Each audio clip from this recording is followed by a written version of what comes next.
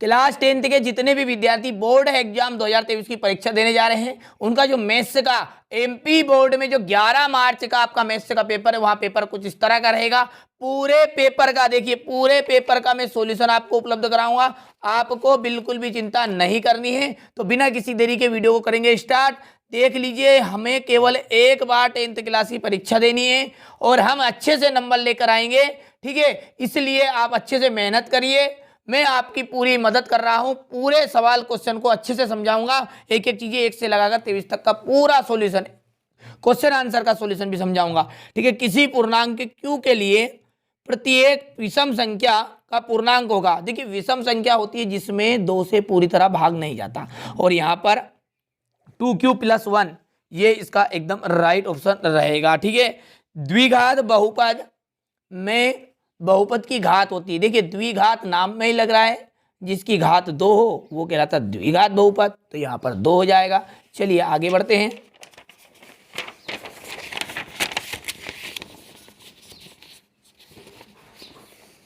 देखिए, यहाँ से तीसरा प्रश्न है, a1/a2 बराबर है b1/b2 पर बराबर नहीं है c1/c2, तो समीकरण निकाय का a1x b1y c1 तथा 0 इक्वल 0, तो a2x b2y plus c2 equal 0, तो इसके हल होंगे। तो देखिए, यहाँ पर स्थिति जो है वहाँ उत्तरमाला मैंने तैयार भी कर रखी इसकी। यहाँ देखिए, यदि इस तरह की स्थिति रहेगी, ये यहाँ पर इस तरह की पहली स्थिति आई a1/a2 बराबर नहीं है, तो एकादित्य हल होगा।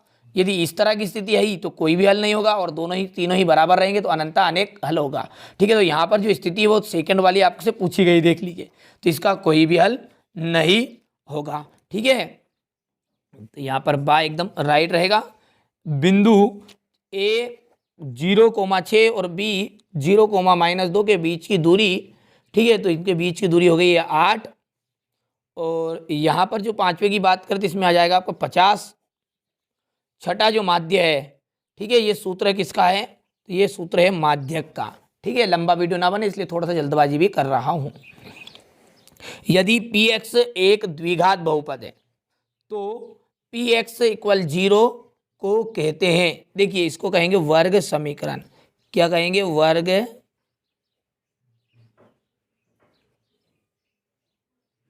वर्ग समीकरण। जब किसी अनुक्रम के पदों को किसी नियम के द्वारा लिखते हैं, ठीक है, जब किसी अनुक्रम के पदों को किसके द्वारा लिखेंगे? एक नियम के द्वारा लिखेंगे, तो उसे कहते हैं श्रेणी, ठीक है, या एपी कहते हैं। तो क्या कहते हैं? उसे श्रेणी कहते हैं। सभी जो व्रत होते हैं वो सभी व्रत समरूप होते हैं। कैसे होंगे? समरूप।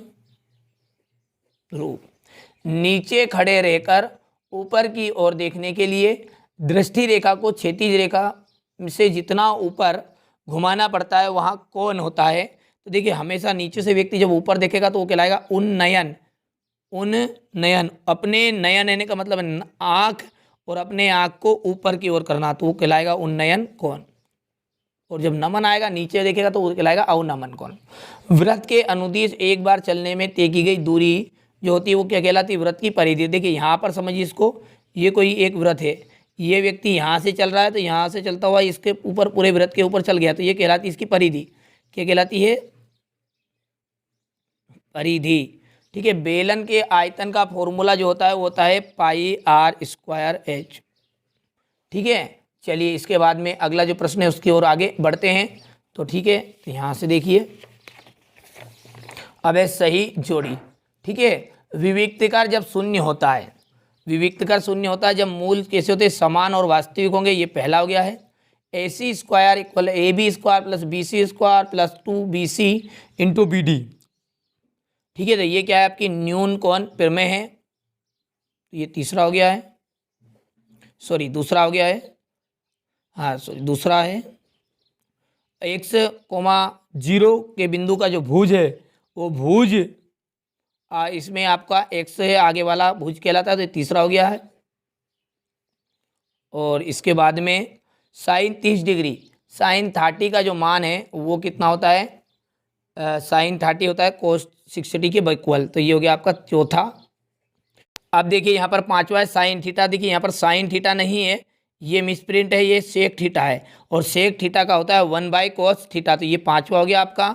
और कोस 90 माइनस थीटा इक्वल होता है साइन थीटा। तो ये छठा हो गया है। अब है एक वाक्य में उत्तर, ठीक है, 6 एक वाक्य में उत्तर है, तो देख लेते हैं उन्हें भी। पहला है द्विघात, ठीक है, समीकरण a x square plus b x plus c के विविक्तकर को शून्य के विविक्तर ज्ञात करने का फॉर्मूला क्या है, तो बी स्क्वायर माइनस 4ac। यहाँ पर ये समांतर श्रेणी है या नहीं है, तो ये बताना, तो ये नहीं है। वहाँ रेखा क्या कहलाती है, जो हमारी आंख से भूमि के सीधे भूमि के समांतर जाती है। तो जो भूमि के समांतर जाती है उसे कहते हैं क्षैतिज रेखा। क्या कहते हैं उसे? क्षैतिज रेखा। एक वृत्त की कितनी स्पर्श रेखाएं खींची जा सकती है, तो 2। घन देखिए, स्पर्श रेखा है अनंत खींच सकते, समांतर रेखा है 2 खींच सकते हैं। घन का जो पृष्ठीय क्षेत्रफल का फॉर्मूला है वो होता है 6a²। एक असंभव घटना की प्रायिकता होगी, तो असंभव है मतलब उसकी घटना नहीं हो रही है, तो उसकी प्रायिकता होती है हमेशा 0। अब एक क्वेश्चन नंबर 5 में है आपका सत्य सत्य। प्रत्येक प्राकृत संख्या एक पूर्ण संख्या होती है, बिल्कुल सत्य है। समांतर श्रेणी के पद सदैव बढ़ते क्रम में होते, देखिए बढ़ते क्रम में तो नहीं होते, कभी कभी ऋणात्मक क्रम में भी होते, आरोही अवरोही, ठीक है। तो ये बात होगी आपकी असत्य। समकोण त्रिभुज में कर्ण सबसे बड़ी भुजा होती है, समकोण त्रिभुज में, सही बात है ये। और इनका जो दूरी है वो कितनी है, 5 है, तो ये बिल्कुल भी एकदम राइट है, ठीक है। क्योंकि इसका फॉर्मूले को आप जब इसको फॉर्मूले के रूप में रखेंगे तो ये आपकी 5 निकल कर आएगी, जैसा कि यहाँ पर मैंने कर रखा है ये, ठीक है, ये देख लीजिए, ठीक है। तो 25 से 5 निकल कर आ गया, ये क्या हो गया आपका, बिल्कुल सत्य हो गया। चलिए अगले प्रश्न की ओर आगे बढ़ते हैं।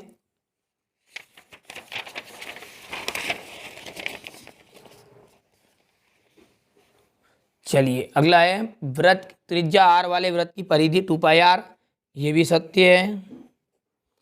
और किसी घटना की प्रायिकता ऋणात्मक हो सकती है, नहीं होती कभी भी, ठीक है, धनात्मक होती प्रायिकता, तो ये आपकी असत्य हो गई है। अब देखिए क्वेश्चन नंबर जो 6 से लगा के क्वेश्चन नंबर 23 तक का वो पूरा सॉल्यूशन दूंगा।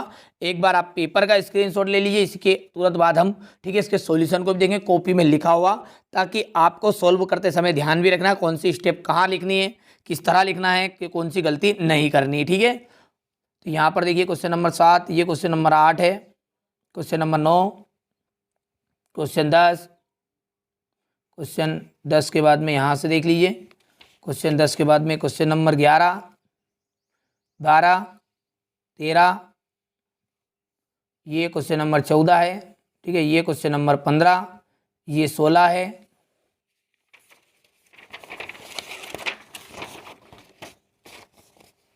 यहाँ पर देख लीजिए क्वेश्चन नंबर, ठीक है, ये 16 का अथवा है, क्वेश्चन नंबर 17 अथवा हो गया, ये क्वेश्चन नंबर 18 है, ये इसका अथवा हो चुका है, क्वेश्चन नंबर 19, ये 20, ठीक है। पूरी कॉपी का सॉल्यूशन दूंगा, ठीक है, कॉपी में लिखा हुआ मिलेगा, कोई दिक्कत नहीं है, ठीक है। पहले आप पेपर का स्क्रीनशॉट ले लीजिए, ताकि जो सॉल्यूशन आपको पहले से याद है उनको आप अच्छे से कंप्लीट कर लीजिएगा, ठीक है। ये क्वेश्चन नंबर 22 और ये क्वेश्चन नंबर 23 का है, ठीक है। चलिए स्क्रीनशॉट ले लिया आपने।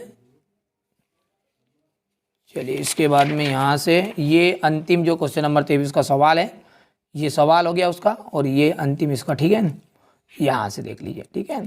तो आज मैंने आपको क्लास 10th का मैथ्स का पेपर बता दिया। चलिए इसके कॉपी के सॉल्यूशन के ऊपर आगे चलते हैं। तो देखिए यहाँ से आप पीडीएफ के द्वारा बढ़िया से इसका सॉल्यूशन लीजिए, ठीक है। यहाँ से देखिए ये पहला जो क्वेश्चन है यहाँ इतना सा है, 2 नंबर में देख लीजिए, इसी के अथवा का सारे अथवा सहित सॉल्यूशन दे रहा हूँ, ठीक है।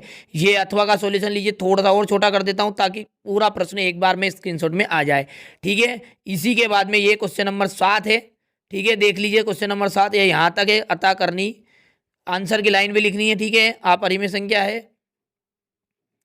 ये देखिए क्वेश्चन नंबर 8, क्वेश्चन नंबर 8 का देखिए अथवा का था, सॉरी, ठीक है। और ये क्वेश्चन नंबर 8 हो गया आपका। इसके बाद ये क्वेश्चन नंबर 8 का अथवा देख लीजिए, ठीक है, यहां तक स्क्रीनशॉट लेते चलिएगा, अच्छे से कंप्लीट करिएगा। यहां पर देखिए क्वेश्चन नंबर 9, उसी के अथवा का प्रश्न देखिए, ये प्रश्न लिख लीजिए यहां से। और ये इसका उत्तर हो गया। ठीक है, क्वेश्चन नंबर 10 की बात करें तो ठीक है, यहाँ से थोड़ा सा और छोटा, बस इससे छोटा नहीं हो पाएगा, देख लीजिए हो जाएगा। ठीक है, साथ फिर स्क्रीनशॉट में दिक्कत आएगा आपको, तो देख लीजिए यहाँ से थोड़ा सा बड़ा कर लेते हैं ताकि दो दो पेपर में दो स्क्रीनशॉट में ले लीजिए ऐसे। चलिए यहाँ से देख लीजिए, ये इसका अथवा है,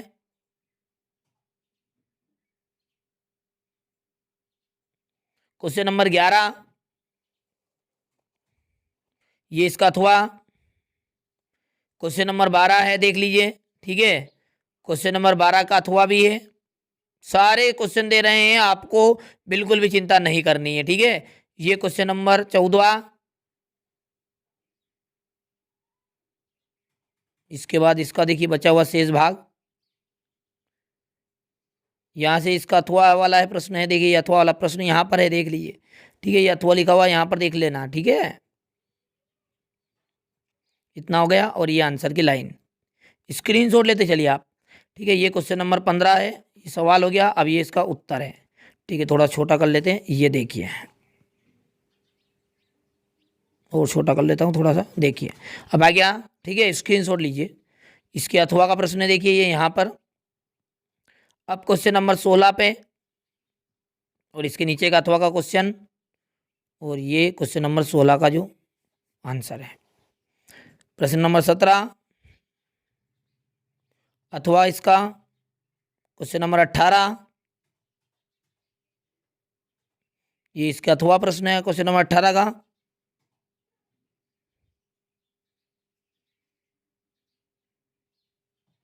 क्वेश्चन नंबर 19 तक हो गया है। ठीक है, ये 19 का, और ये 19 का अथवा। क्वेश्चन नंबर 20,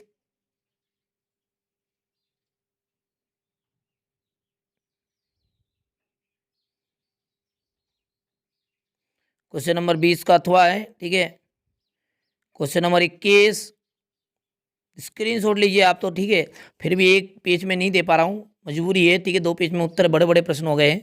ठीक है, ये देखिए इसका अथवा वाला क्वेश्चन है, यहाँ से देखिए।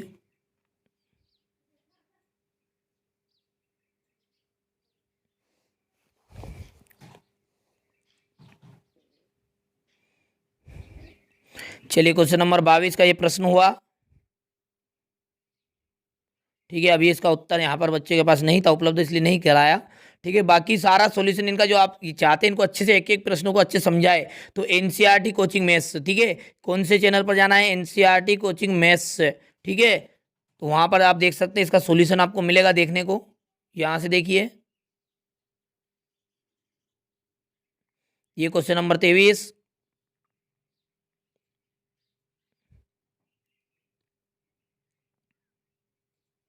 यहाँ से देख लीजिए। ठीक है, तो ये आज मैंने आपको क्लास 10th का मैथ्स का, देख लीजिए सेट ए है ये। ठीक है, सेट ए का पूरा सॉल्यूशन कराया है।